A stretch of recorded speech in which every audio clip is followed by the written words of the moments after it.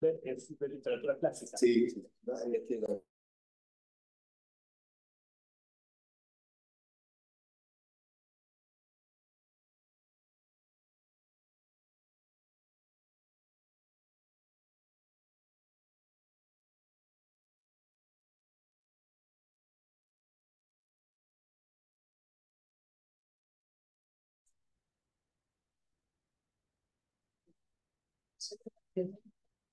Sí, podemos hacer para tener acceso a las conferencias grabadas, a las ponencias para grabadas. comunicar un canal de YouTube. Sí, También. exactamente. Pero estamos apenas subiendo las conferencias. Y para las certificaciones. También son digitales. Entonces Se llegan lo por van a correo. enviar. Ah, Exactamente. ¿había alguna otra pregunta sobre eso? Muy buenas tardes. Buenas tardes de nuevo. Vamos a dar comienzo a la sesión prevista para las 4 de la tarde y justamente a nuestra conferencia plenaria del día de hoy con una de las invitadas internacionales para este Congreso de Literatura Comparada. Y les presento a la doctora Encarnación Medina Arjona, quien viene a compartir con nosotros la conferencia La literatura en correspondencia con otras artes, perspectiva temática, estilística, cultural y estética. La doctora Encarnación Medina Arjona es escritora y catedrática de literatura francesa en la Universidad de Jaén, en España. Escribe novela y poesía. Como crítica literaria, ha publicado más de 160 trabajos y una veintena de volúmenes en editoriales internacionales. Coordina 2 colecciones en la prestigiosa editorial L'Harmattan. Es miembro de proyectos de investigación de diversas universidades europeas y brasileñas. Es responsable de la dirección de 20 tesis doctorales. Es miembro del Consejo de la Asociación Internacional des Études Françaises, Consejo de la Asociación Internacional de Estudios Franceses. Ha sido reconocida recientemente por la República Francesa con el grado de Officier en la Orden de las Palmas Académicas. Y ella nos va a compartir su conferencia el día de hoy en el marco del 4º Congreso de Literatura Comparada. Estimada Encarnación, un gusto recibirla. Muchas gracias. Mi enhorabuena a la Universidad de Costa Rica por la celebración de este congreso, de este 4º congreso. Enhorabuena también, felicitar a todas las estructuras de la universidad que están implicadas en él y sobre todo agradecer a la organización haber pensado en mí para esta conferencia y muy especialmente felicitar y agradecer al mismo tiempo a Verónica como cabeza visible de todo el equipo de organización. ¿Me dices para compartir? Comparto. Sí, podemos compartir.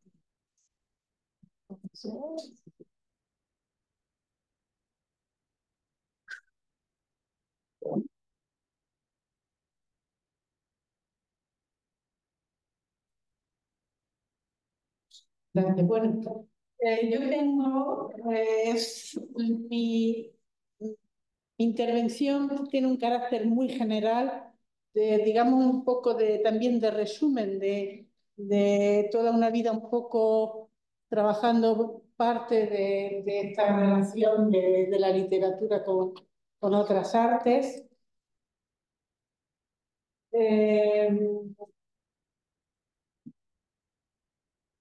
Bueno, pues literatura en correspondencia con otras artes desde una perspectiva temática, estilística, cultural y estética. Y voy a dar una serie de pinceladas sobre cada una de estas formas de aproximación a la correspondencia de la literatura con otras artes. A ver. No sé por qué ahora no pasa. Paso.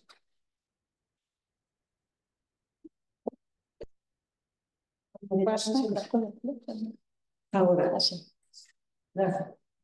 Bien, digamos que voy a hablar un poco sobre todo de esa relación, por ejemplo, de esta obra de Rodin de 1882 que se titula Je suis belle, soy hermosa, y que precisamente fue una escultura inspirada por un poema de las flores del mar por La Beauté, que es la flor número 18. O de esa misma flor en el mar, la inspiración de otro cuadro de Matisse, que es Lux, Calme et Volupté, una inspiración de 1904, que además es sobre un poema también, otra flor del mar, la 53, que es la invitación al viaje. Dentro de esta primera perspectiva, de perspectiva temática, cuando decimos que vamos a tratar de perspectiva temática, quiere decir cómo se sirve la literatura de un universo artístico. He cogido dos ejemplos. Uno es el del pintor Le Lorrain, y otra es el tema de la melancolía. No es todo lo que es la temática del pintor Le Lorrain, y otro es la melancolía. Vamos primero, Le Lorrain. Este es un cuadro de Le Lorrain, un cuadro de mediados del siglo XVII, de 1648, de Claude Jolet, que se llamaba Le Lorrain. Y se llama precisamente L'embarquement de la reine de Saba. Como el momento en que se embarca la reina de Saba. Sabéis que bueno, este es el cuadro en el que habría que ver sobre todo la importancia de la luz, del sol, que hace un ambiente, una atmósfera especial. Y luego hay todos unos personajes de alrededor que ahora veremos. Las escenas escogidas por Le Lorrain tienen su sentido y su cualidad poética porque el pintor ha comprendido la luz que las baña. Emplea la luz para dar unidad espiritual y visual a su composición y lleva a su apogeo el estudio de la luz y de la atmósfera como medio para crear una unidad. Este es otro cuadro de Le Lorrain para que veáis que es su estilo, esa atmósfera de la luz es su estilo. Bien. Hay una obra de Michel Butor, L'embarquement de la reine de Saba, sí, el barco de la reina de Saba, que además es un tema mítico, con lo cual es un tema literario ya de por sí, de la Biblia, ¿no? Pero él en su obra de 1989 dice según el cuadro de Le Lorrain. Es un tema, luego es una reiteración del tema literario y mítico, pero interpretado en literatura desde el punto de vista de la pintura. El tema de la reina de Saba, veis que he puesto aquí, es muy estudiado. Aurélia Hetzel se llevó este premio precisamente por un premio de la Asociación Internacional de Literatura Comparada sobre esta temática de la reina de Saba, de las traducciones al mito literario. Premio de 2013 de literatura comparada. El índice de este estudio, veis que habla desde el mito y la escritura, las lecturas cristianas, las pruebas del rey Salomón, los enigmas, y como algunas reapariciones intertextuales en pintura y literatura, los frescos de Piero Francesca, y aquí también Michel Butor y Le Lorrain, como estamos viendo nosotros, ¿no? Ese ambiente de atmósfera, de luz, lo que se intenta pasar a la literatura es la idea del sublime. Lo sublime nace de esa unidad de atmósfera. Pero se pregunta Víctor cómo liberarse de la tiranía de las palabras alineadas sobre la página en blanco o cómo llegar mediante la escritura al sublime de atmósfera. El sublime de atmósfera significa también simplicidad de la luz. Hay más transparencia, digamos, más visión. Más adelante veremos esa idea de sublime con oscuridad y luz, etc. Luego, una iconografía de lo sublime del paisaje es lo que hay dentro del discurso de Michel Butor. Butor se arma de un juego de mise en abîme de lo natural. Es esa mise en abîme que hace Butor de la pintura de Le Lorrain, que va a servir también como intertexto. Ahora lo vemos, aunque sea en diferentes lenguajes, lenguaje pictórico, lenguaje literario, pero va a servir de intertexto, pero no solo de intertexto, sino además de mise en abîme, de todo la idea del cuadro de Le Lorrain va a estar en la obra de Butor. Veis que ahí he puesto digamos, captado un detalle del cuadro, porque Butor en su libro pues pone a dialogar a 6 marineros remeros. Bueno, a esos marineros remeros lo que están, es muy poético el libro, lo que están encargados todos de responder antes de partir hacia las costas de la Arabia Feliz, cuéntanos, cántanos cómo te llama a ti el mar, ¿no? Luego, por ejemplo, hay otros personajes que son los marineros de los cofres, que está inspirado de otro detalle del cuadro de Le Lorrain. Y a este tienen también que responder cómo te llaman a ti las sombras. Hay otros personajes del cuadro que son las camareras de la reina, y ellas tienen la obligación de responder a qué se parecerá el palacio del rey Salomón. Estos son los que más me llaman a mí la atención en la construcción de la obra, en esa relación pintura-literatura, aunque ya estáis viendo que ocupa todo el espacio del libro. Hay una serie de caballeros, y de esos caballeros hay 2 que me interesan más, que es el caballero del cobre y el caballero del estaño. El caballero del estaño es conservador de cuadros, y está encargado de responder a la pregunta ¿qué te llevarías tú, como conservador de cuadros, para hacer rabiar de envidia al rey Salomón? Y precisamente lo que hace es a lo largo del texto es, en 3-4 líneas, definir varios, 14 en total, 14 cuadros de Le Lorrain. O sea que no solo está el que es el título del libro, sino además otros 14. Ya habéis visto cómo son los cuadros de Le Lorrain, o sea, todo dentro de la misma idea, de la misma temática. Son 14 los que hace. Bueno, tanto Stendhal, Dostoyevsky, Levi-Strauss y Céline decían que un paisaje grandioso del tipo de Le Lorrain adquiere una dimensión intertextual. Siempre que se cita a Le Lorrain en un cuadro, en un texto literario, hay una intertextualidad. Bueno, pues además he dicho que era el caballero del estaño, que era el otro, y el caballero de cobre. El caballero de cobre es el que está, digamos, que trabaja en los enigmas.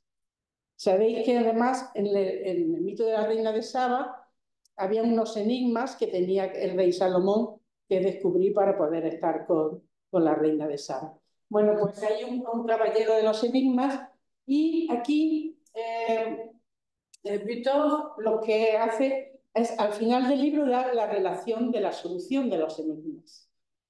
Pero lo lleva al mundo vital del escritor del siglo XX, o sea que se salta esa referencia de lo pictórico del siglo mediado del XVII de Le Lorrain, y los enigmas son de su tiempo, son lo artificial, el autor, la captura, el código, la consigna del cuerpo, la materialización, el deseo, el derecho, la escritura, el espacio, etc.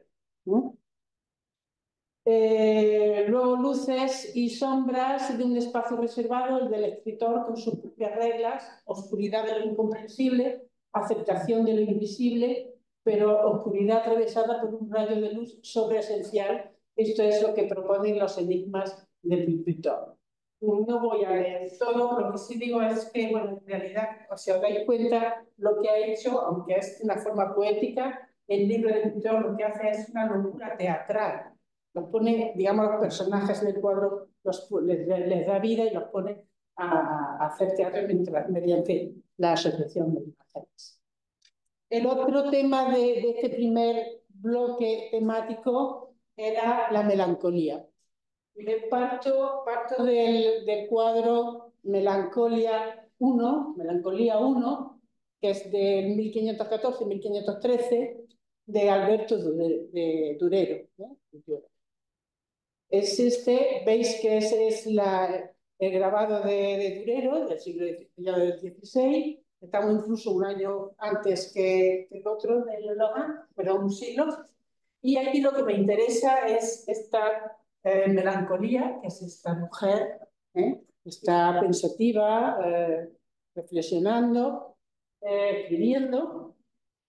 Hay una serie de elementos, es matemático, el tiempo, está el perro, la esfera, pero me interesa también este cubo. Bueno, no un cubo, una especie de geometría, que va a ser que está a la misma altura que melancolía. Y ahora lo veréis por qué. Bueno, melancolía yo la relaciono con Simone de Beauvoir. Simone de Beauvoir, en 1997, ya póstumamente, se publicaron sus cartas a Nelson Algren. O sea, un amor, y se publicaron con el subtítulo Un amor transatlántico, 1947-1964. Bueno, pues en 1947 Simone de Beauvoir fue invitada a dar unas conferencias por diversas universidades estadounidenses. Entonces una amiga del escritor americano Nelson Algren le aconseja, porque ya que está allí, que vaya a ver al escritor. Pasan una velada, va efectivamente, y la tarde del día siguiente, y esa misma noche ya Simone de Beauvoir le escribe la primera carta a Nelson Algren, o sea, el 23 de febrero del 47. Y le dice: hoy sentada cerca de una ventana continúo admirando el paisaje, en fin, es una postura tanto melancólica, ¿vale? Incluso físicamente. Un mes más tarde, ella sigue todavía por Estados Unidos, sabéis la relación abierta de Beauvoir y Sartre, ¿no? Entonces, un mes más tarde, siempre durante su gran tour, vuelve a Nueva York, Simone de Beauvoir llama por teléfono a Algren para que vaya, va a ir, se ve en Chicago, se va a Chicago, que es donde él está, y después de 3 días juntos allí, se vuelven los dos juntos a Estados Unidos. Hasta que ella en mayo vuelve a París. Y nada más llegar a París, bueno, ya en el avión dice: yo me instalé en un avión, ¿sabes? A mí estoy instalada en el avión, abro un libro, miro por la ventanilla del avión, etcétera. De nuevo, una actitud, la ventanita del avión vuelve a ser la línea de separación entre el exterior, el cielo y el azul, y el interior, ella y la literatura. Ese mundo externo que es el cielo, el azul, el paisaje, y su mundo interior, que en realidad en Simone de Beauvoir, su mundo era únicamente la literatura. Ella, cuando regresa a París, pues lo mismo, desde su llegada a París comienza a escribir. Entonces ella comienza, ya digo, después en 1997 se ha publicado ese volumen, recogiendo la correspondencia de ella a Nelson Algren, ¿no? Es un paisaje aéreo, inmenso, melancólico. El yo de Simone de Beauvoir habita siempre la literatura, habita el pensamiento. El caso es que ella, incluso antes de iniciar ese viaje a Estados Unidos, ella estaba preparando todo su material para ya escribir y redactar Le Deuxième Sexe. Y veis la portada de Unidor. Entonces, en ese momento exacto de relectura, en un momento de relectura del dossier, aunque lo deja aparcado, pensad también que es es llamativo, ¿no? Como deja aparcado esa redacción del segundo sexo y se dedica plenamente a un volumen que va a reflejar su viaje por Estados Unidos, pero también a esa relación amorosa con Nelson Algren, ¿no? Este es el volumen que surgió de su viaje por Estados Unidos, y es L'Amérique au jour le jour, 1947, América a diario, ¿no? 1947, y ella ahí está lejos de su país, de su París, que París para ella es el lugar de la literatura, es su vida, pero París es el lugar de la literatura, es el lugar de la melancolía, ¿no? Bueno, pues eso, está redactando, a la vez que redacta Amérique au jour le jour, está redactando también esas cartas a Nelson Algren. Ese París de la literatura, ese París que ella... Porque luego cuando ella escribe desde París, todo, ya casi incluso, a pesar de que sí empieza con un principio amoroso, querido, mi queridísimo Nelson, mi amor, mi marido, en este sentido, luego el tema de la carta es París y el ambiente existencialista de entonces, el filosófico, es el París de la literatura, es que hace su grupo de intelectuales. Eso es lo que cuenta ella en sus cartas. Luego es el espacio, ese espacio de la literatura, pero ese espacio también pues, de la filosofía, de la melancolía, ¿no? Para eso lo mejor es para entender ese espacio del Eugénie Dulieu, es un libro sobre los paisajes en literatura. O sea que París, el campo y América son tres lugares con su propio genius loci, tres maneras de mirar la totalidad del cosmos a la manera de los antiguos griegos. Porque el genius loci de París es el signo de la sacralidad. Un genius loci es un lugar sagrado. No tanto por dioses, sino míticamente o filosóficamente, es un lugar especial con algo casi sagrado o casi sagrado, ¿no? Es lo que le pasa a ella con París, ¿no? El genius loci de París es el signo de la sacralidad. Los más primitivos lugares sagrados eran microcosmos. No eran lugares elegidos por los humanos, sino descubiertos por artistas y profetas. Esos son los lugares de genio. Por ejemplo, París, lo he puesto así como un apunte, de Patrick Modiano, el escritor también francés, que obtuvo el premio Nobel hace 5 o 6 años, que tuvo el premio Nobel. Él, toda su obra, por la que se dio el premio Nobel, todas sus novelas transcurren en París. Y la primera fue la Place de l'Étoile, que es curioso porque la Place de l'Étoile es la Plaza de la Estrella, que está en los Campos Elíseos, donde está el Arco del Triunfo, se llama la Place de l'Étoile, pero él es un escritor judío, y la Place de l'Étoile también es el lugar que durante la ocupación nazi o todo el periodo nazi, la Place de l'Étoile es el lugar de la estrella que tenían que llevar los judíos puesta en el uniforme, en los campos de concentración, bueno, y cuando no también, para identificarlos tenían que llevarse la estrella. Entonces es el lugar de la estrella. Por hablar del espacio, ¿no? París, espacio sagrado, su reino, de Simone de Beauvoir, pero Beauvoir reina en la melancolía, según una relación depuis toujours inséparable d'une relation intimement et intensément vécue à l'espace. El Café de Flore es donde escribía siempre Simone de Beauvoir, el café existencialista, esa es ella, y tiene esa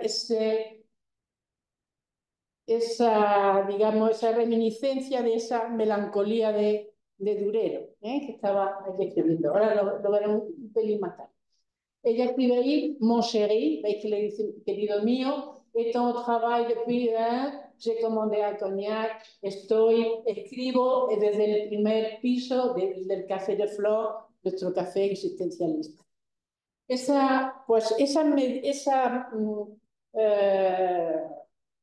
melancolía que está allí de Durero, echada, escribiendo. Esta es en realidad la primera ilustración de la melancolía, es el Codex Manesse, es del siglo XIV, retrato de Walter von der Vogelweide, el mayor autor de la lírica de la Edad Media.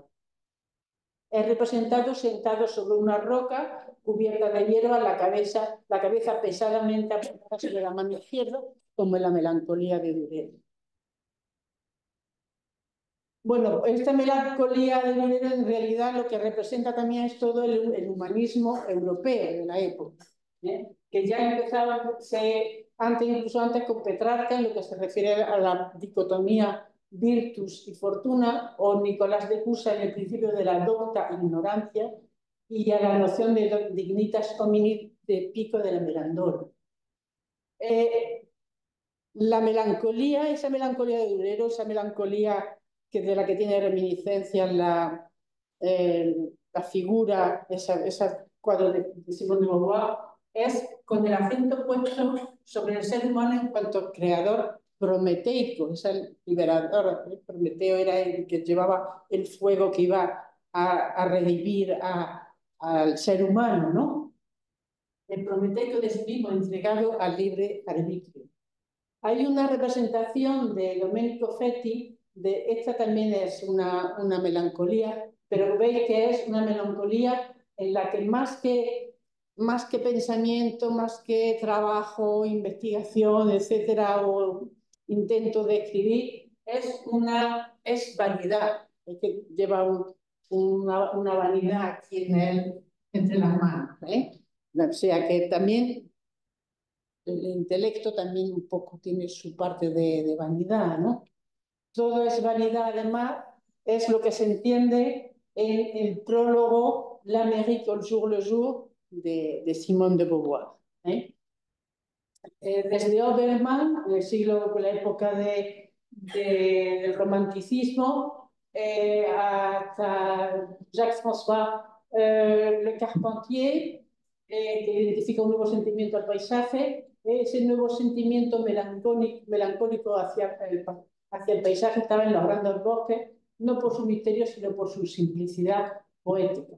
Luego en el siglo XX, y aquí nos volvemos a venir a nuestra Simone de Beauvoir, en el siglo XX el toque surrealista de la melancolía de Durero sedujo precisamente al grupo surrealista de André Breton.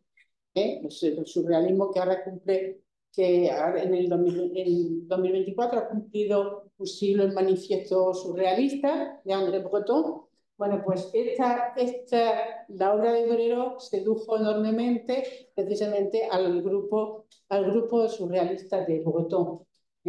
Aquí la tenemos de nuevo y mirad, esta es la obra de Durero de 1513, esos elementos que he dicho, y mirad la mesa, esta de 1933, es la mesa surrealista de Giacometti. Tiene lo mismo, es esa mujer, escribiendo, vamos con la mesa, pero sobre todo quería que os fijarais en ese elemento, que es el mismo que, ¿vale?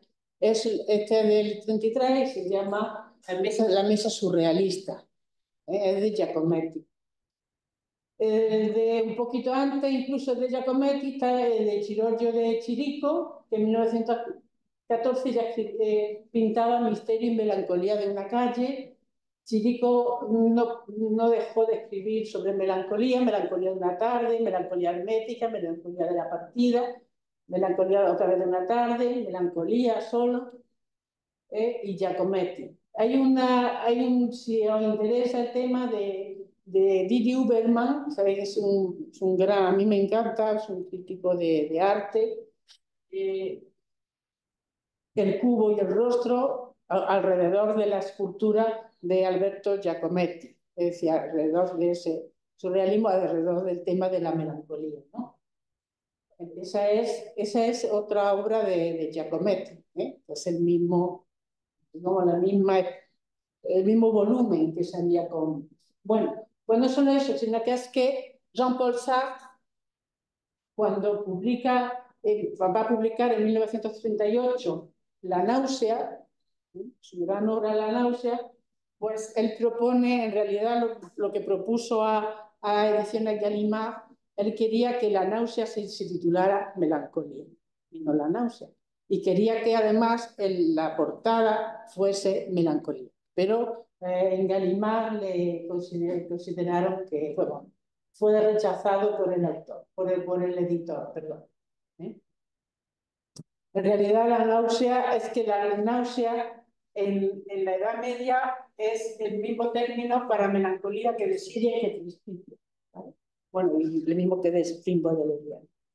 Con lo cual, entre el 13 de Chirico y el 38 de Sartre se extienden 2 décadas durante las cuales se decide un nuevo realismo llamado metafísico, marcado por el sentimiento de la melancolía, y será el realismo moderno. Y esta es las cartas a Nelson se presentan como un sutil tapiz tejido por una melancolía, conciencia siempre decepcionada por el desajuste entre las promesas de modernidad y sus efectos reales. Y por si os interesa también hay un libro de Jean Clair, Melancolie, Genio y locura en Occidente, ¿eh? Y este es muy bonito también del gran especialista en microbiología, que es de Erwin Panofsky, que es Saturno y la melancolía.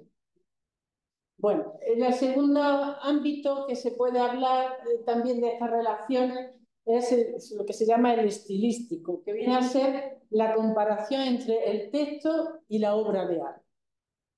Antes hemos dicho cómo la literatura coge ámbitos artísticos, ¿no? Ámbitos temáticas. Y es como hay una comparación. Yo me he centrado en lo sublime, perdonad que vaya muy rápido, pero bueno, se trata de ir lanzando. Luego, además, van a estar grabadas, o sea que las podéis ver más tranquilamente. Pues lo sublime sobre Hércules en la encrucijada y sobre las ilustraciones. Entonces, lo sublime, hay unas conversaciones también muy bonitas, publicadas, conversaciones entre Goethe y Eckermann sobre lo sublime, que precisamente son a propósito de algunos dibujos de Claude Le Logan, ese que habíamos visto al principio. Y le dice, vous avez cette fois un homme parfait. Dice, usted aquí tiene delante un hombre perfecto, un hombre cuyo pensamiento y sentimientos están hacia lo bello. Estas imágenes, las de Le Logan, quiere decir que son de la mayor verdad, pero sin ningún rasgo de realidad. Diferencian verdad de realidad. Estos son otros cuadros de Le Logan, unos estudios. Siempre fue un gran también pintor de los árboles. Los árboles son la mejor manera, en su manera de Le Logan, la mejor manera de expresión del contenido poético, como veis aquí. Bien, sobre esa expresión de lo sublime en Le Logan, Stendhal también ha escrito en Historia de la pintura en Italia, así como en su Antonio y Cleopatra. Ese sublime se puede leer en Stendhal en el rojo y el negro, en Stendhal en las Actos del Parme o en Stendhal en Lucien Le Bon. Y Jean-Pierre Richard, el gran crítico literario Jean-Pierre Richard, tiene un libro escrito que es Literatura y Sensación, Stendhal Flaubert, en el que habla también de, digamos que a la melancolía stendhaliana, según Jean-Pierre Richard, le gustan las estaciones de transición, las horas de otoño, en las que sus líneas vibran de su próxima desaparición, en las que las nubes, como en un cuadro de Le Logan, languidece la de género. Vuelve a utilizar incluso el otro crítico, el máximo especialista de Stendhal, que es Michel Foucault, también habla de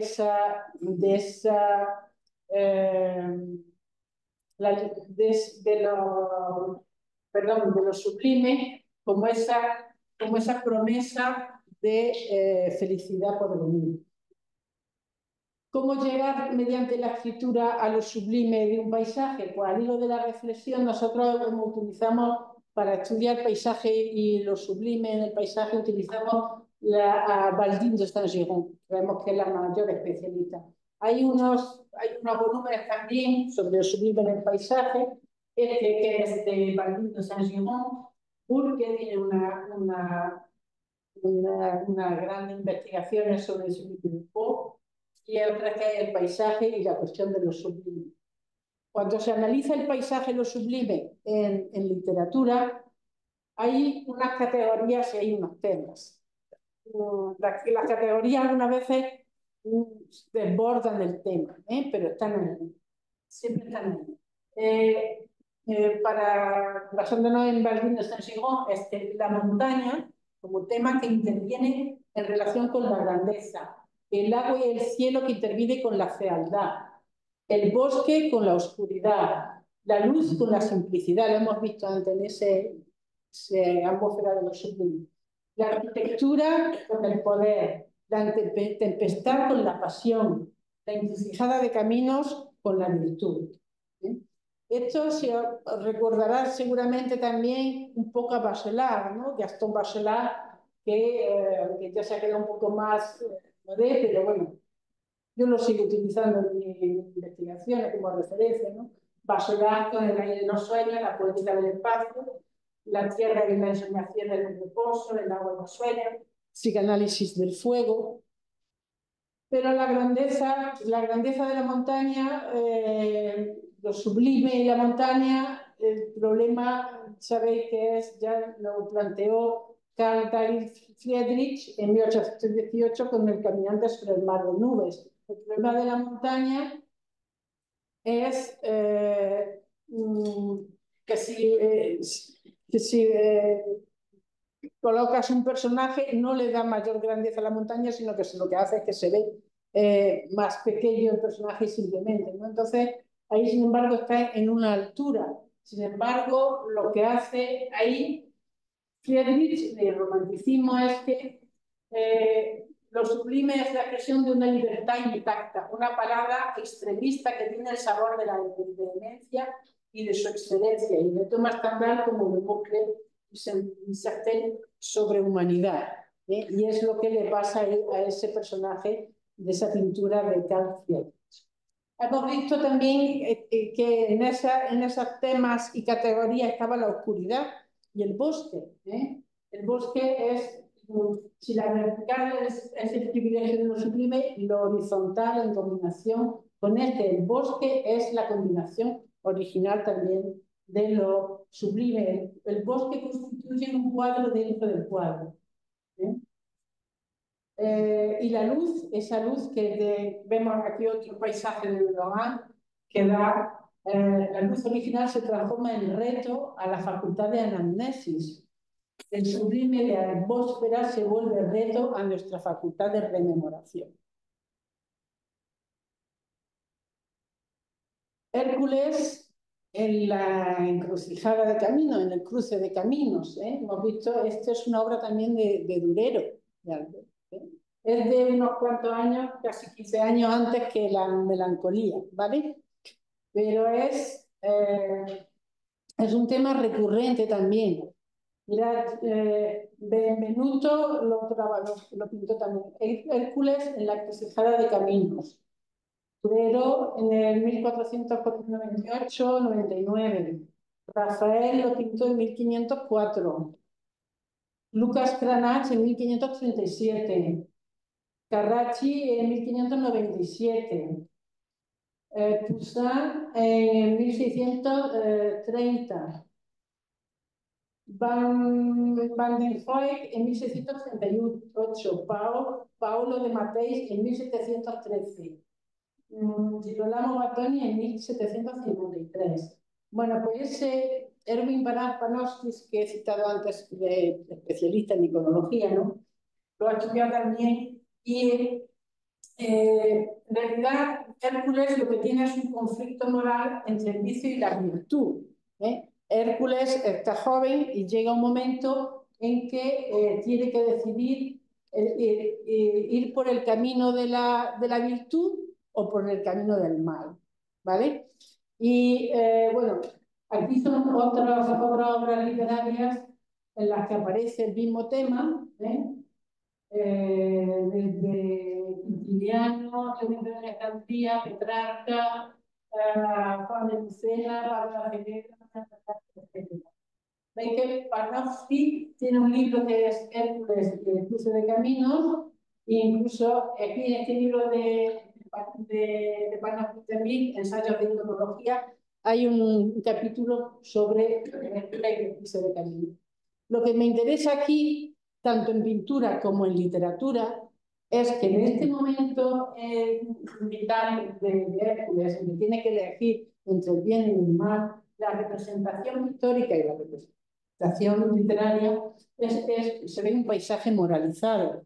Hay un paisaje aquí, donde está hay una parte donde tiene que elegir entre la civilización, entre el área subleve, el espacio restringido, la sombra, el vicio, o tiene que elegir entre la naturaleza, el área subtracia, el espacio indefinido, la luz y la virtud. Luego el paisaje es un paisaje moralizado, tanto en literatura como en pintura. En este otro lo veis también, en este cuadro de Mateis, la elección de Hércules, el espacio indefinido, la virtud, la naturaleza, y el otro, el espacio del restringido, del vicio, de la civilización. ¿Vale? Y bueno, entonces lo mismo. El mito es retomado en numerosas ocasiones en las literaturas europeas desde finales del siglo XIV hasta el siglo XVI. Y luego hay una cosa que quería tratar también, es la utilización de las ilustraciones en los libros. Cuando leemos una novela y hay unas cuantas ilustraciones, es una relación entre literatura y otra arte, el arte visual, pero además que cumple una función.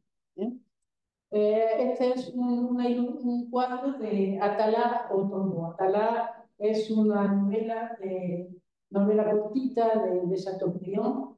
Ahí hay una ilustración. Yo lo que quiero que veáis, por ejemplo, esta es la ilustración del gran Gustavo Doré de Atala, ¿vale? Para esto, lo mejor es, yo sigo siempre a Jean-Pierre Le Ducadin en un trabajo de 1992, que es novela e ilustración, como ilustración, y las ilustraciones que hay en una novelita, aunque sean 4 o 5 en una novela, aunque sean 50, da igual, tienen todas o una función mimética, o una función narrativa, o una función normativa, o una función estética, o alguna de ellas, o todas. Pero todas tienen una función mimética en cuanto que garantizan la verosimilitud del texto. Tú lo ves y ves esa verosimilitud, esa realidad.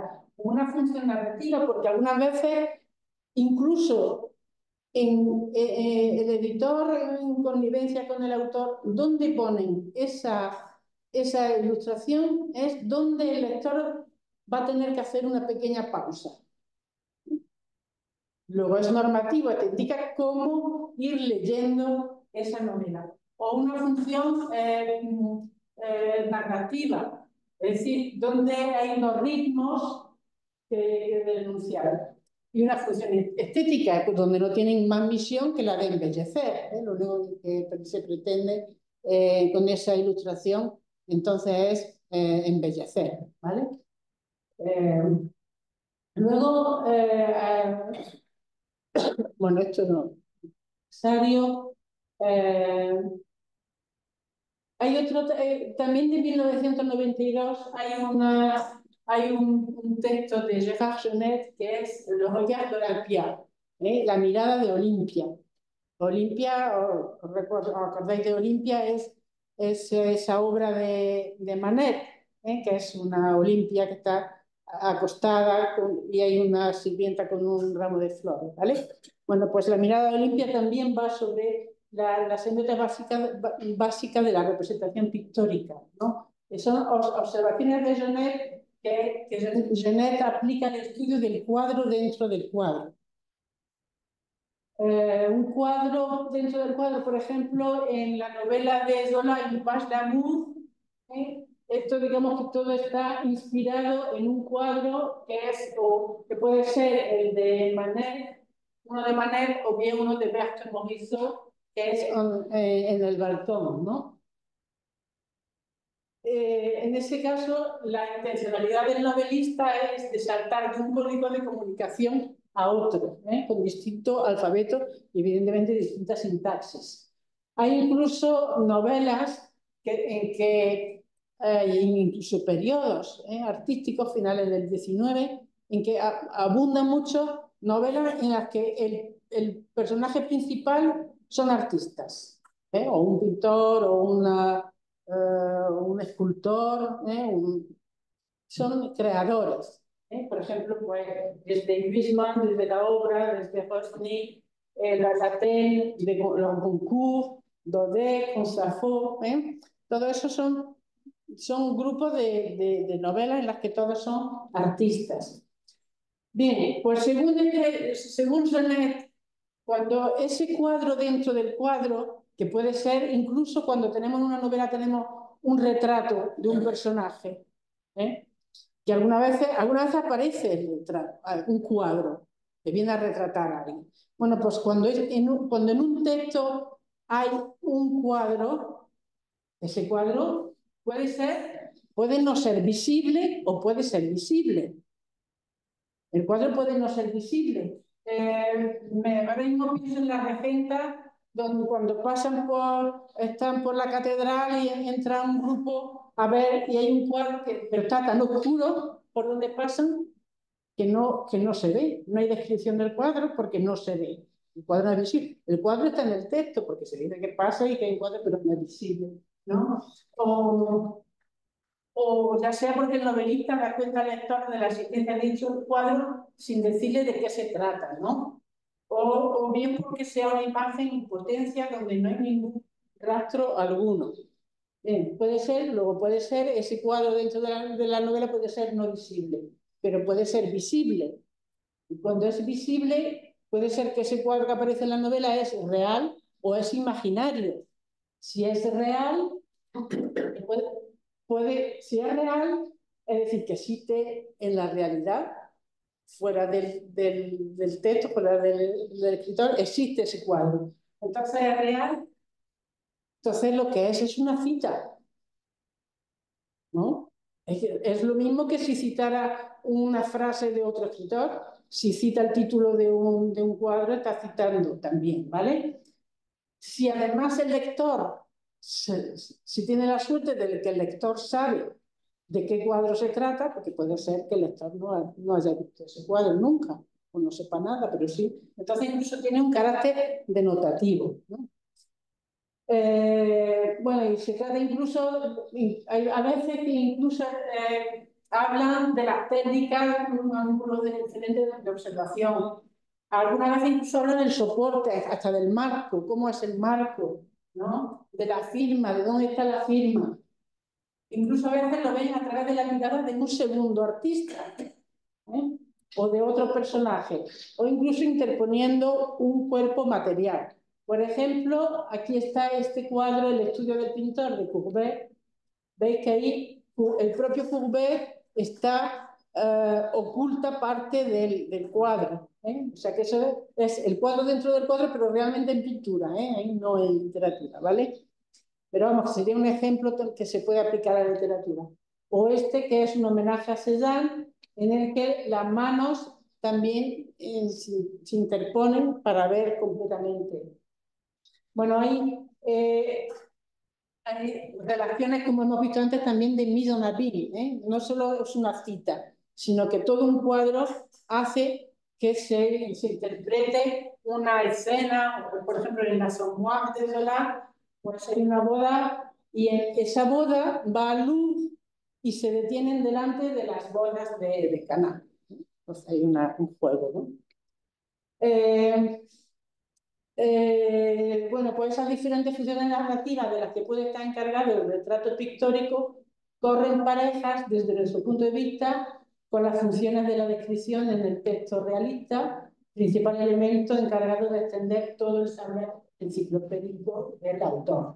En realidad, pues lo que hace también, evidentemente, es dar información sobre todo lo que sabe el autor, ¿no? Aquí he puesto unos cuantos ejemplos donde son muy claros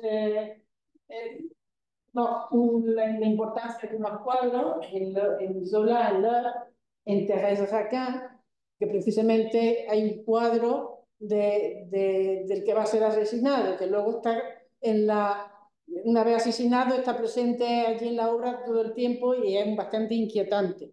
Pierre et Jean, que precisamente es por un pequeño cuadro, un retratito, son dos hermanos y uno saca el parecido del otro, como descubre que no son hijos del mismo padre, sino de otro, ¿no? En fin, Faure comme l'amour es un pintor, es la historia también de un pintor que pues, tiene un amante, pero bueno, esa amante tiene una hija y llega el momento en que la hija ya es mayor y también pinta a la hija, ¿no? Entonces son el parecido entre esa madre y esa hija, un poco de celos, un poco de la perturbación, ¿no? De la edad, del rostro femenino, etc. Bueno, en Love también, en Paz d'Amour, hay en la misma, lo mismo que hace Monet de la catedral, de pintar la catedral siempre con la misma, en diferentes épocas y en diferentes momentos de luz, lo mismo aparece también en Love y en Paz d'Amour. Y por último, sobre esto de Genet, llamar, por ejemplo, Genet habla lo que llama el metalepsis, la metalepsis. Y en ese paso aquí se ve más claramente, ¿no? Este es un cuadro de 1868, es un retrato de Manet que Manet hace de Émile Zola, ¿vale? Aquí le pone al escritor como si tuviese aquí tres litografías. Y una de ellas es de la Olimpia de Manet. O sea, es una obra de Manet dentro de otra obra de Manet, ¿vale? La metalepsis que llama Genet es que en el cuadro real de la Olimpia, Manet, Olimpia mira al frente, ¿vale? No. Aquí, en este juego que hace Manet, es que la Olimpia tiene la mirada girada hacia Zola, hacia el pintor. Eso es lo que llaman metalepsis. Ese juego, ese cambio del personaje de un cuadro dentro de otro cuadro y esos juegos, ¿vale? Bueno, aquí es que bien. Y por último, no sé cuánto me queda. Me queda un ratito, unos minutitos, muy rápido, perdonad. En la parte cultural sería estudiar esos ecos entre movimientos literarios y artísticos. Cómo tienen, qué relaciones tienen los movimientos en general, ¿no? Yo he pensado, por ejemplo, en el teatro de la Revolución Francesa, en la época de la Revolución, o en la cita de los poetas en el taller de Picasso. Picasso se reunían los poetas en el taller de Picasso. O la correspondencia, las cartas entre Polon y Dubuffet. Dubuffet, sabéis que es el pintor este del art brut. Polon era el director de Gallimard, en un momento. O la naturaleza y el artificio. Es lo que tenemos ahora que se llama ecopoética, o que estudiamos a través de la naturaleza, pero que ahora es cuando es más bien, más que una temática, es una metodología. que se puede aplicar a obras anteriores que han tratado, de toda la vida se ha tratado la naturaleza, no solo ahora. Ahora hay una metodología, pero antes se ha tratado también. Bueno, pues este eco entre movimientos literarios, pues para la Revolución Francesa, muy brevemente. He puesto aquí una alusión al Museo del Louvre, porque sabéis que el Museo del Louvre, bueno, pues antes de ser museo, pues era el castillo, era un castillo de los reyes franceses, más utilizado, aunque luego se fueron a Versailles, pero bueno, pues siguió. En la época de la Revolución Francesa, en realidad lo que había era, bueno, la época de la Revolución Francesa se crea como tal museo. Y antes, justo antes, lo que había estaba dividido en talleres. Allí los artistas podían vivir en sus talleres, en todo el Louvre. ¿Vale? Bueno, pues en ese Louvre vivía un artista que es Jacques-Louis David. Este es un autorretrato del propio Jacques-Louis David.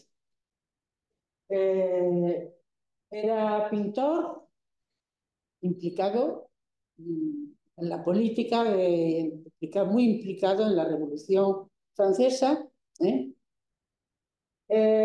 André Chénier y Marie-Joseph Chénier, el hermano Chénier. Antes había un compañero que ha hablado sobre André Chénier, sobre Homero, ¿no? Bueno, pues André Chénier y su hermano, este es André Chénier, que es poeta, y Marie-Joseph Chénier es dramaturgo. Cada uno, mientras que este se veía, estaba en un círculo político, en fin, pro-revolución, pero no terror, no ese paso al terror. Marie-Joseph Chénier, el hermano, sí estaba en ese paso al terror, el dramaturgo. Bueno, y luego en ese mismo momento vital, social, político, hay un actor que es Talma. Es el gran actor de la Revolución, actor y también actor político.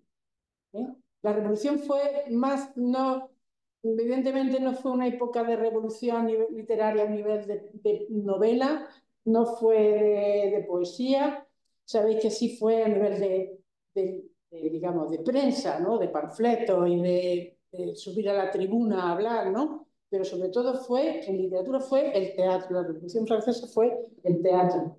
Bueno, pues ese pintor anterior lo que había hace él mismo una revolución, primero una revolución artística, porque cambia totalmente los códigos de la pintura, ahora es una pintura bueno, pues clásica, o sea, es un cambio con respecto a la pintura del siglo XVIII, de la Watteau y de la pastoral y todo eso, ¿vale? Entonces, por ejemplo, los fragmentos de la Horacia, el fragmento de la Horacia y que es, los lectores traen a Brutus el cuerpo de sus hijos. Los lectores traen a Brutus el cuerpo de sus hijos, resulta que Brutus se transformó en un símbolo de la Revolución Francesa, a través de la pintura y a través de la literatura, porque Brutus mandó matar a sus hijos, en la historia de Roma, mandó matar a sus hijos porque estaban conspirando contra la República. Entonces el propio Brutus mandó matar a sus hijos. Y eso es un cuadro de David que va a ser fundamental para esa idea de contra la realeza y en pro de la República, ¿vale? André Chénier, este es el grupo de André Chénier. André Chénier felicitaba a los salones de este grupo de Beaumarchais, que es importante también a nivel de teatro. Pensad que Beaumarchais era de los que fue a la tribuna en las sesiones de la Asamblea Nacional en defensa. Pensad que en esa época los judíos y los los actores, las actrices, no tenían entidad jurídica, no eran nada, ¿eh? No eran nada, no eran, tenían que, no tenían ni iban a tener ni la condición de ciudadanos si no lo consideraba así la Revolución Francesa, ¿vale? Fue la que le dio carta de naturaleza. A un actor no se le podía ni llevar a un cementerio normal, ¿vale? Había que estar fuera, ¿vale? Bueno, pues Beaumarchais con las bodas de Fígaro, ya sabéis que era también un elemento revolucionario, ¿no? André Chénier, la poesía, Choderlos de la Clos con las amistades peligrosas, ¿vale? Y Bernardin de Saint-Pierre también era ese exotismo de Paul et Virginie. Bueno, ese era el grupo, pero luego no tenía nada que ver con ese grupo, con el hermano Chénier, Marie-Joseph Chénier, que estaba con Talma y que estaba con el pintor. Muy diferente, ¿no? Bueno, pues Chénier, el hermano del Marie-Joseph, escribe la tragedia Carlos IX, Carlos IX o la Saint-Barthélemy. A los pocos años, no tiene mucho éxito, a los pocos años se da cuenta que tiene que, nos dice Carlos IX o la Escuela de los Reyes, y se puso en escena en la época de la guerra de la religión, es lo que es digamos la temática, ¿no? Pero la censura, mientras había un rey, se censuró esa obra de Chénier y se retira. Chénier lo denuncia, escribe la denuncia a los inquisidores del pensamiento, escribe también de la libertad del teatro en Francia, aunque esto publicado en 1789, el mismo año de la Revolución. Y consigue finalmente que la autorización para que se represente. Entonces, el estreno de esta obra de Marie-Joseph Chénier tuvo lugar después de la toma de la Bastilla, el 4 de noviembre de 1789, con un éxito comparable al de la boda de Fígaro del Beaumarchais, ¿vale? El personaje, de acuerdo con el espíritu de época, gustó al público, pese a su falta de intriga, de carácter y de estilo. Pero el talento de Talma, y aquí viene el actor, Talma es el que interpreta y conquistar al espectador. Bueno, este es un mundillo de André Chénier, de la Malmaison, y este es el mundo de, bueno, no, ninguno es de Marie-Joseph Chénier, perdón, todos son de André Chénier. Bueno, yo tengo sobre este tema, tengo una novela histórica publicada, si alguna vez la queréis leer, está publicada en libro, pero está también abierto en internet, ¿eh? O sea que si alguien luego me lo escribió y digo dónde está. Y Picasso pintó en 1905 a Gertrude Stein. Gertrude Stein se dedicó en París, era de Pensilvania,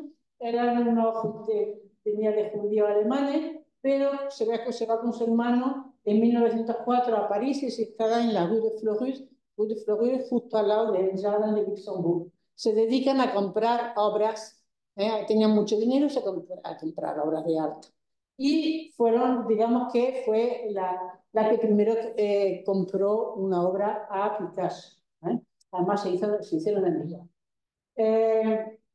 Bueno, pues luego ella escribió la autobiografía de Aristoclas, que era un poco su compañera de vida, era Aristoclas, y ella escribió esa autobiografía, no la escribió ella, Gertrude Stein, y en la que habla de un poco de esa obra, de esa amistad con Picasso.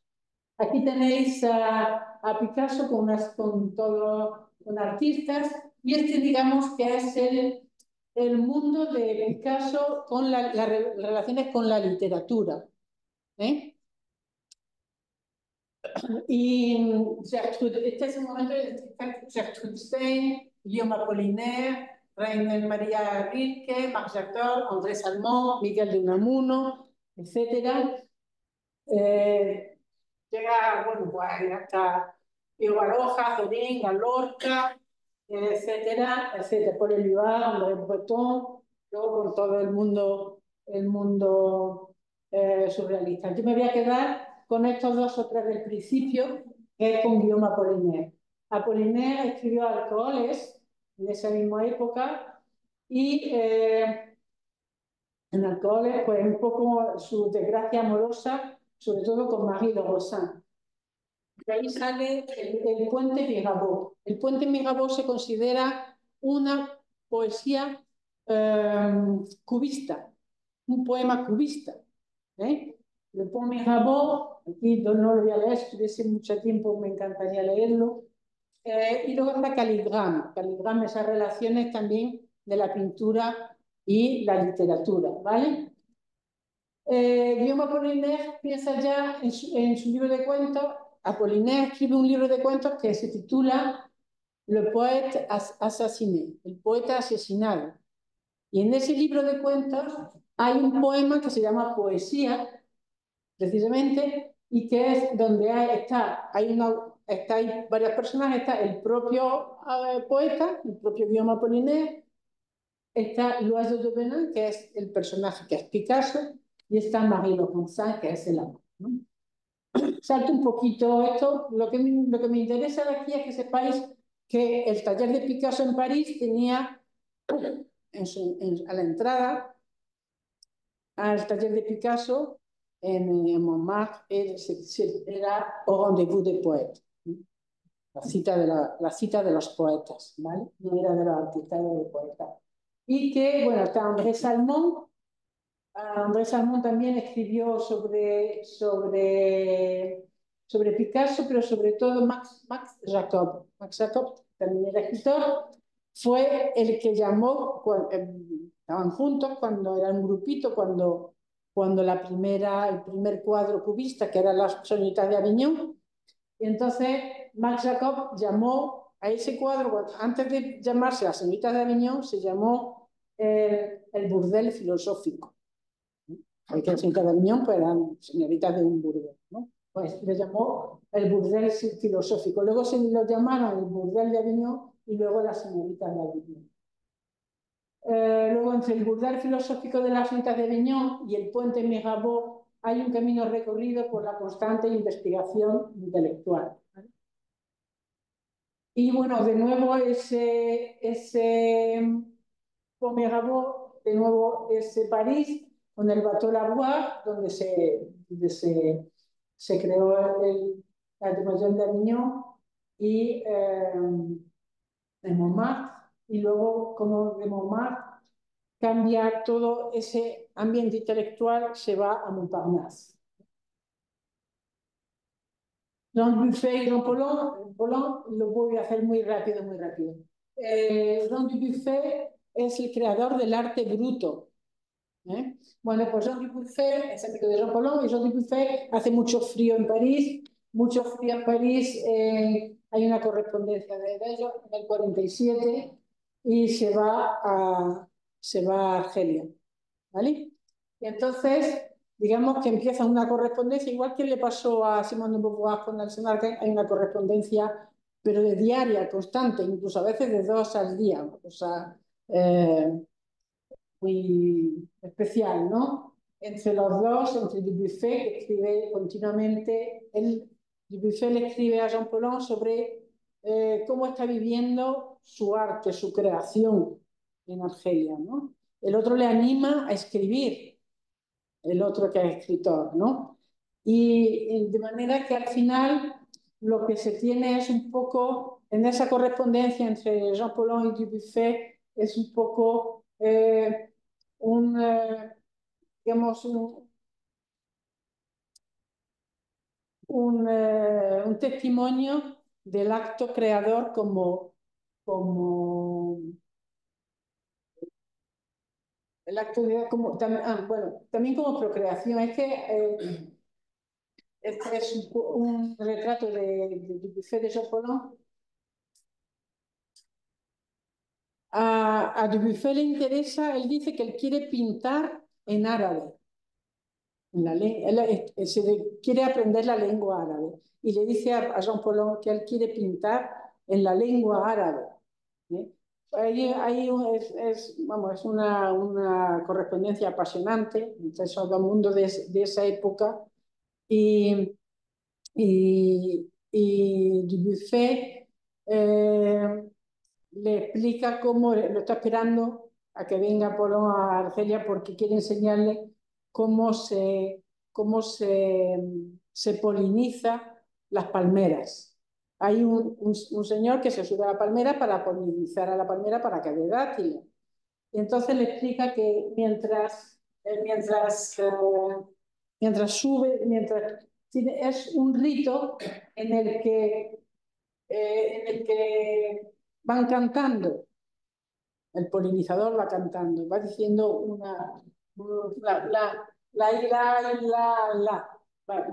va diciendo unas palabras, ¿no?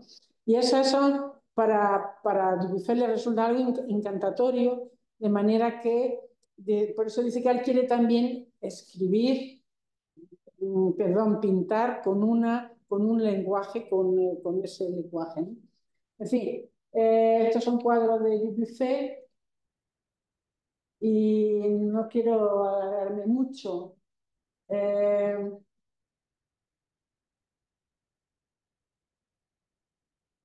El caso es que Dubuffet termina también, Jean Paulhan lo anima a escribir y escribe L'air de la campagne. O sea, de una forma solo con el sonido. Va a escribir un libro solo con el sonido.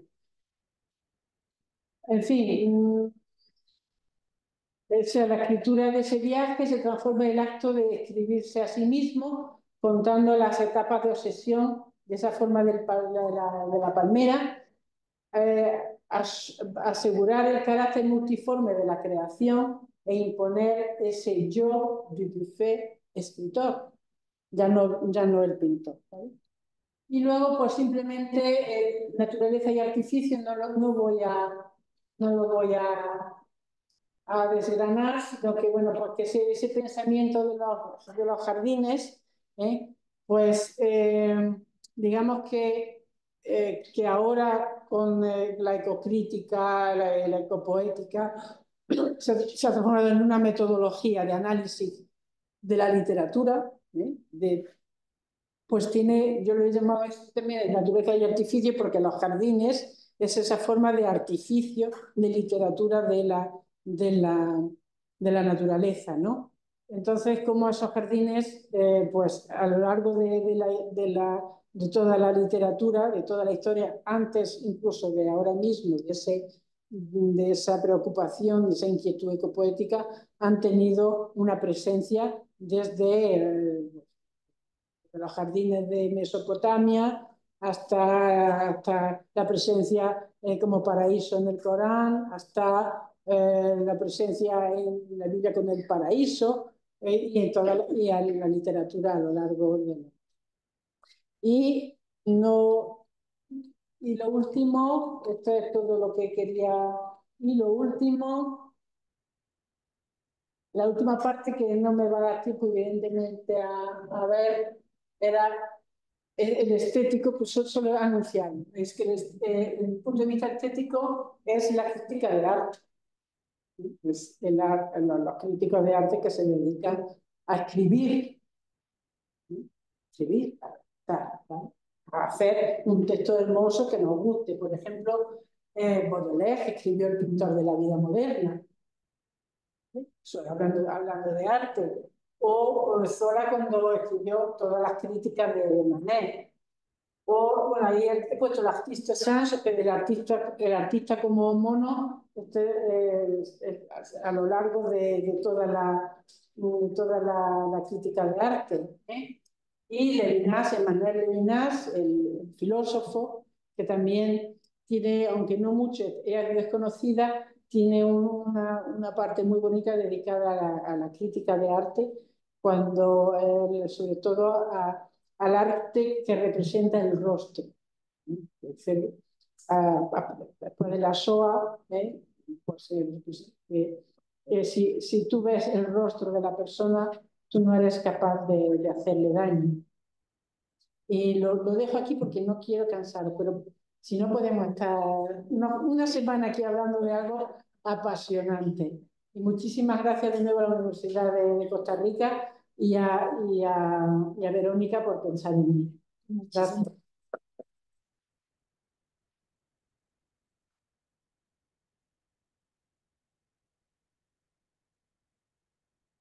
Vamos nosotros. Podrías sentarte también.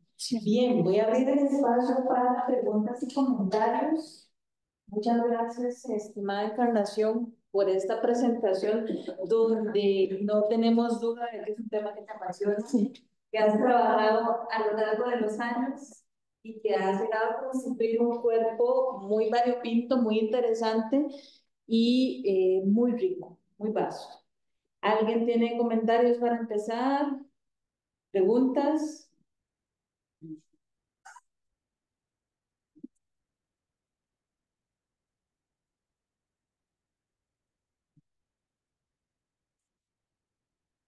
La exposición, la nota en una fotografía.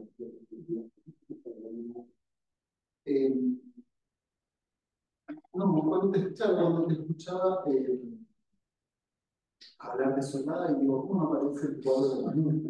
Me pareció interesante que ese cuadro es también una especie de reconocimiento, de agradecimiento por el hecho de que Solá fue, no sé si el único de los pocos que valoraron ahora en el salón de la un comentario, otro más muy chiquito para comentar. Y no llega a ver si en ese sociograma, más que en este caso, Sí.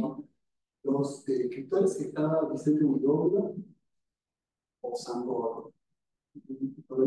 Yo vi leyendo, no llegué a ver si estaba más que. Sí. Digo, en el caso de Huidobro, el caso hizo un retrato que aparece en la edición de Altazor. Y con Sandro también tuvo vínculos, que hizo una serie de afiches para que los jugos generales en los 60. Bueno, y ahora sí, no, la pregunta que tiene que ver con la teoría de Genet, porque ahí aparecen ciertos términos que yo sí conocía de la teoría propiamente literaria, ¿no? Y la Alexis también lo usa, que hubo estrés, intertextualidad, palincesto, análisis, todas esas cuestiones. Entonces, un poco la pregunta es cómo trabaja Genet estos conceptos en un campo y en el otro, si los cruza o si son como líneas independientes. Y por último, en relación con eso mismo, ¿qué pasa? ¿Cómo ves la noción de éxtasis? ¿Qué sigue?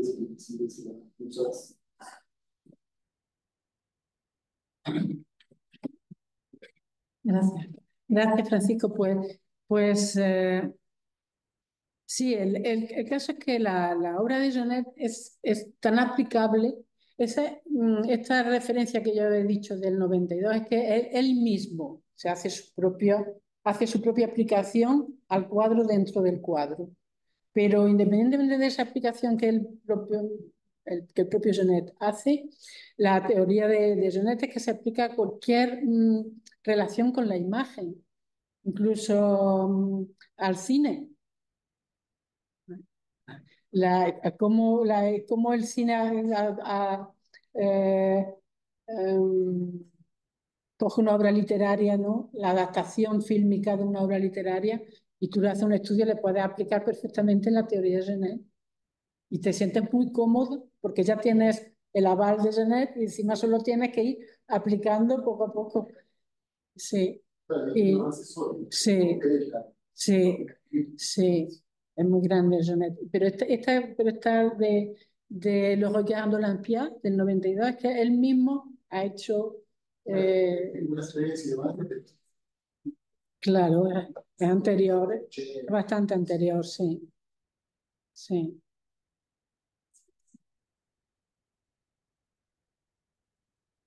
Más.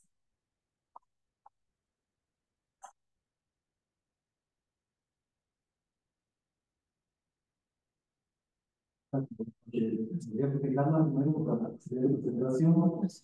Yo trabajando un poco más, estudiando un poco más, creo que me llamó mucho la atención y es de todo el tema bíblico en la encarnación de la reina de Saba. Sí. Es decir, ese Némesis pero luego cuando trabaja, lo hace desde la cultura, se aleja del tema Génesis, lo que está explicando.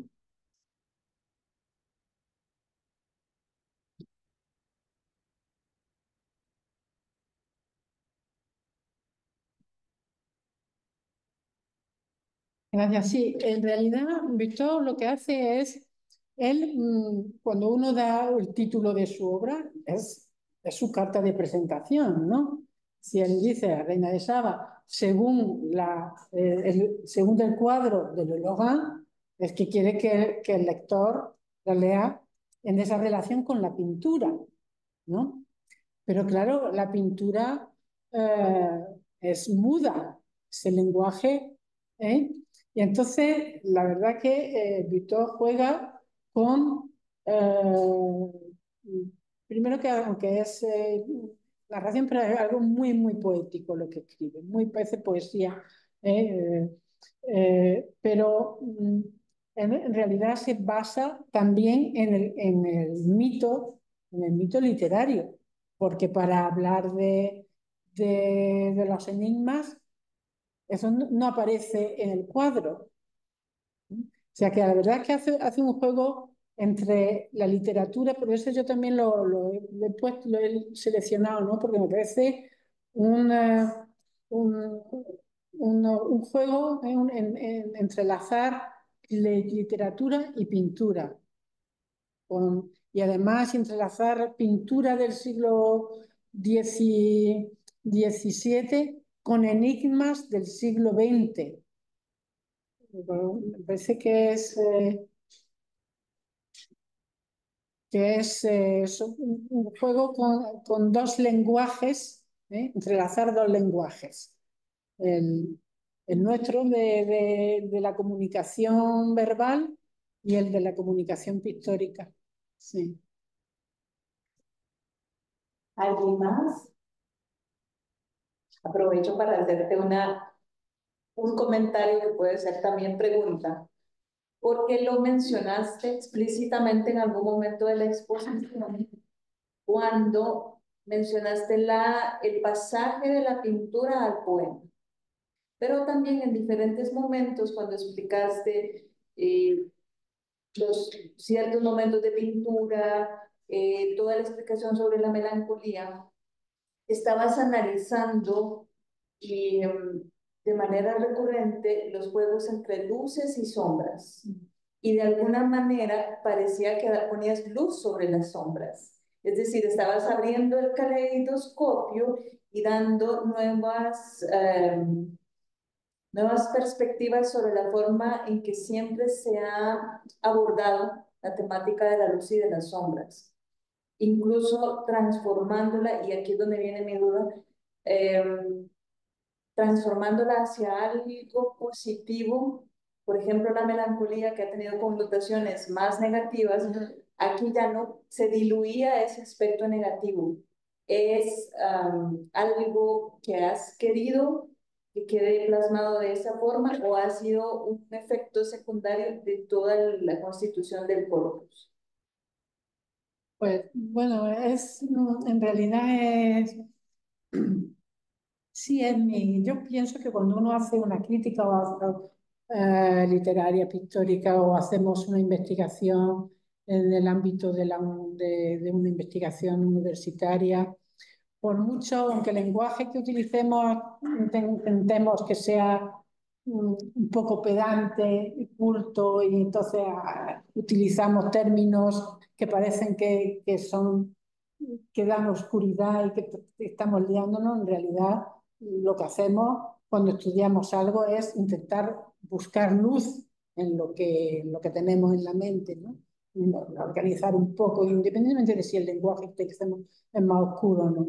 Pero ahí es que yo estoy convencida de que en esa época existencialista la visión de la melancolía no era esa visión eh, de esa época que hemos visto de esa parte de vanidad, ¿no? Sino que era una melancolía que creía profundamente en la visión prometeica del artista, del creador en general, ¿no? Y bueno, Prometeo era aportar luz, ¿no?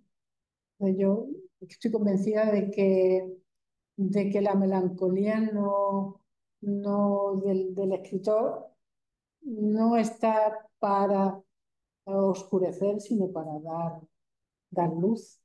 Entonces estoy más con la de Durero que con la de... Efectivamente, fue la impresión que me dio. Estamos desasociando el término de melancolía con oscuridad y eso me atrajo enormemente la atención. ¿Alguien más que nos quiera compartir un comentario, alguna apreciación? Y si no, agradecer a la doctora Encarnación por su presentación, por su generosidad. Gracias a ustedes también por acompañarnos. Recuerden que mañana tenemos sesión virtual y en la tarde tenemos la clausura. Entonces, los esperamos aquí también. Muchísimas gracias y buenas noches.